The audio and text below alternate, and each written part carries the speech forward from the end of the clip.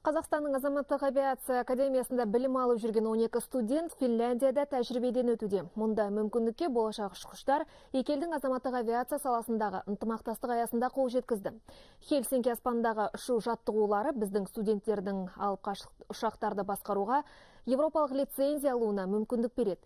Фин оқу орталығының ұшу алаңында болып қайтқан тілшіміздің репортажы.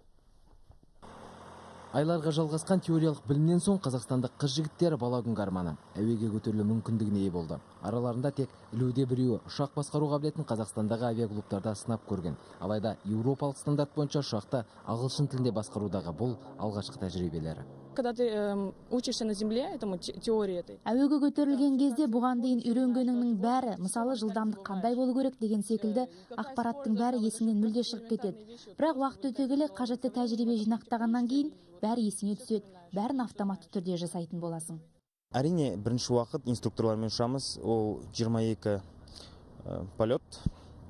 Енді сол әрбір полеттің өзінің бір сондай тренингтер дейді, әрбір отработка жасаймыз, жаттығулар, emergency drills дейді, сол әрбір ситуацияларға байланысты. Және де содан кейін өзіміз жеке ұша бастаймыз. Енді сол уақытты өте қатты аңсап жүрміз. Қазақстандық дипломмен қатар еуропалық лицензияға ие болған түлектер Қазақстанның жетекші әуе компанияларында ғана емес, одан тыс жерде де жұмыс істеп, заманауи Боингтер мен Эйрбастарда халықаралық сапарларды жүзеге асыра алады. Ал әзірге жастар симуляр румдарда шеберліктерін пысықтауда. Айтпақшы, Фин еліндегідей оқу орталықтары Қазақстанда да ашылмақ.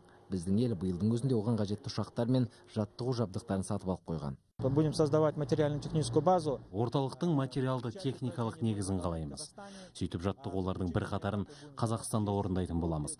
Ал ақтық емтиханды европалық лицензия алу үшін осы Европаға келіп тапсырамыз. Студенттер бұл оқу жаттығуларға барынта жігерлерімен қатысып жүр. Сондықтан мен олардың болашақ жақсы ұшқыштар болатынына сенімдімін. Қазақстан өз елінің авиация саласын жетілдіруді жалғастыруда. Ал біз осы үдеріске өз үлесімізді қосып, сіздердің ұшқыштарыңыздың шеберлігін шыңдауға көмектесетінімізге өте қуаныштымын. Ұшу тәжірибесінің бірінші кезеңі жарты жылға созылады. Онан соң студенттер елге оралып, теоретикалық дәрістерді жалғастырады. Ал келесі көктемде Финляндиядағы жаттығулары тағы жалғасады. Бауыржан Бақбекұлы, Жанат Эрнст, Жомарт Ахметов, Хельсинки, Финляндия.